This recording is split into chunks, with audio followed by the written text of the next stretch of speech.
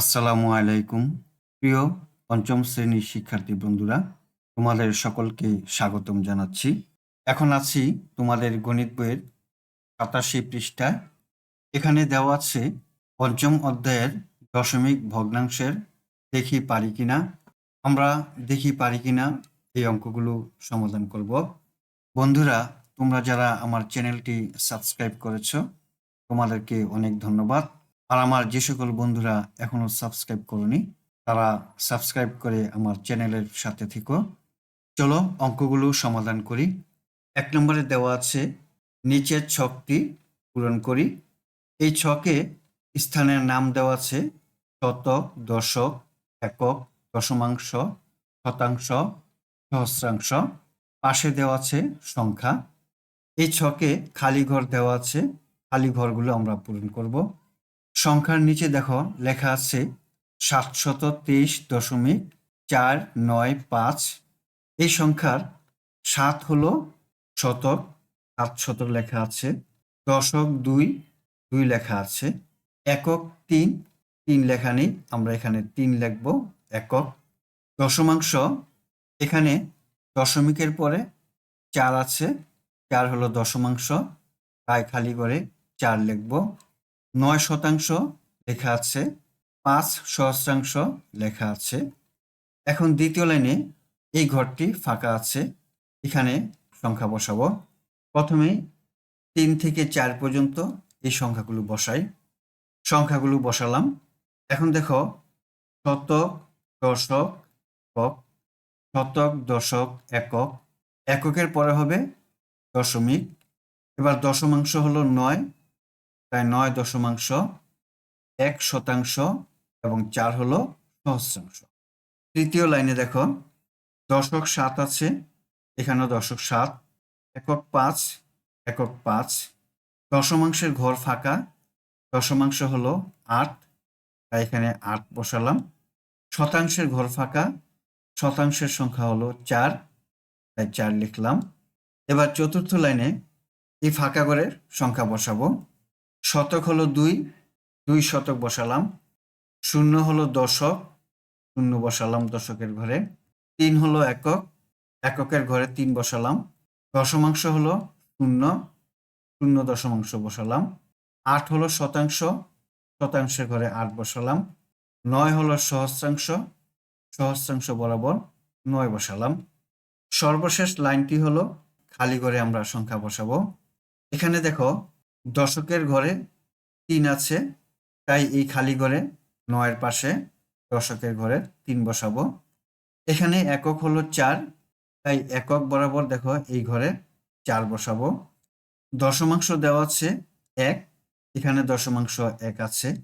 শতাংশ ২, এই খালি ঘরে শতাংশ ২ বসাবো। এখানে সহস্রাংশ দেওয়া আছে ৭, তাই সহস্রাংশের ঘরে ৭ বসাবো। ছকটি পূরণ হয়ে গেল। তাহলে ১ নম্বর অঙ্কটি সমাধান করতে পারলাম। ২ নম্বর অঙ্কে দেওয়া আছে আমার কাছে নিচের ৪টি কার্ড রয়েছে ১, ৩, ৫, ০। এই কার্ডগুলো ব্যবহার করে বাম পাশের নির্দেশনা অনুযায়ী দশমিক সংখ্যা তৈরি করি। ক নম্বরে দেওয়া আছে সর্বোচ্চ কোন সংখ্যাটি তৈরি করতে পারি। এখানে ৪টি কার্ডের নাম্বার দেওয়া আছে, এখানেও ৪টি ঘর দেওয়া আছে। এখানে সবচেয়ে বড় হলো ৫, তাই আমরা লিখলাম ৫। ৫-এর পরে দশমিক। এখন ৫-এর ছোট হলো ৩, তাই এখানে লিখলাম ৩। ৩-এর ছোট হলো ১, ১ লিখলাম। সবচেয়ে ছোট হলো ০, এবার এখানে ০ লিখলাম। তাহলে সর্বোচ্চ সংখ্যাটি হলো ৫.৩১০। এবার খ নাম্বার সর্বনিম্ন কোন সংখ্যাটি তৈরি করতে পারি। এখন সবচেয়ে ছোট ০, তারপরে ১, ৩, ৫ এভাবে লিখব। সর্বনিম্ন হলো ০, দশমিক দেওয়া আছে, তারপরে হলো ১, তারপর ৩, তারপরে হলো ৫। সুতরাং সর্বনিম্ন সংখ্যাটি হলো ০.১৩৫। ৩ নম্বরে দেওয়া আছে খালি ঘর পূরণ করি। দেওয়া আছে মিলিমিটার, সেন্টিমিটার, মিটার। এখানে দেওয়া আছে কত ভাগের কত ভাগ। এই ঘরগুলো পূরণ করব। সাধারণ ভগ্নাংশের ঘর এবং দশমিক ভগ্নাংশের ঘর। প্রথমে দেওয়া আছে 1 মিলিমিটার। এই 1 মিলিমিটার 1 সেন্টিমিটারের কত ভাগের কত ভাগ? আমরা জানি 10 মিলিমিটার সমান 1 সেন্টিমিটার, অর্থাৎ 10টা মিলিমিটারে হয় 1টা সেন্টিমিটার। তাহলে এই 1 মিলিমিটার সেন্টিমিটারের 10 ভাগের 1 ভাগ। ভগ্নাংশটি হবে 10 ভাগের 1 সেন্টিমিটার। এখন 10 দিয়ে 1 কে ভাগ করলে হয় 0.1 সেন্টিমিটার। এই শূন্যের কারণে এর আগে দশমিক আসবে, তাই দশমিক দিয়ে 1 লিখলাম, 0.1 সেন্টিমিটার। দ্বিতীয় লাইনে দেওয়া আছে 1 সেন্টিমিটার 1 মিটারের কত ভাগের কত ভাগ? আমরা জানি 100 সেন্টিমিটার সমান 1 মিটার, অর্থাৎ 100টা সেন্টিমিটার মিলে হয় 1 মিটার।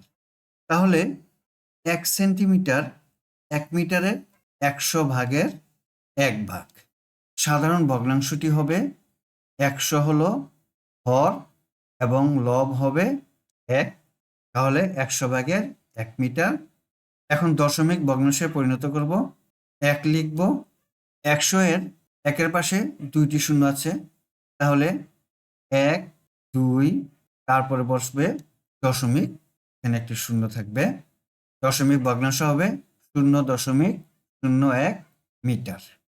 তৃতীয় লাইনে দেওয়া আছে 1 মিটার 1 কিলোমিটারের কত ভাগের কত ভাগ? আমরা জানি 1000 মিটার সমান 1 কিলোমিটার, অর্থাৎ 1000টা মিটার মিলে হয় 1টা কিলোমিটার। তাহলে লিখতে পারি 1 মিটার 1 কিলোমিটারের 1000 ভাগের 1 ভাগ। সাধারণ ভগ্নাংশটি হবে 1000 হবে হর, 1 হবে লব, অর্থাৎ 1000 ভাগের 1 কিলোমিটার। এখন এই ভগ্নাংশকে দশমিক ভগ্নাংশে প্রকাশ করব।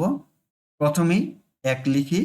এখন 1000 এর মধ্যে 3টি শূন্য আছে, তাহলে ডান থেকে গুনতে থাকি 1, 2, 3, 3টি সংখ্যার পরে দশমিক দিব, তারপরে এখানে একটি শূন্য বসাবো। দশমিক ভগ্নাংশটি হলো 0.001 কিলোমিটার।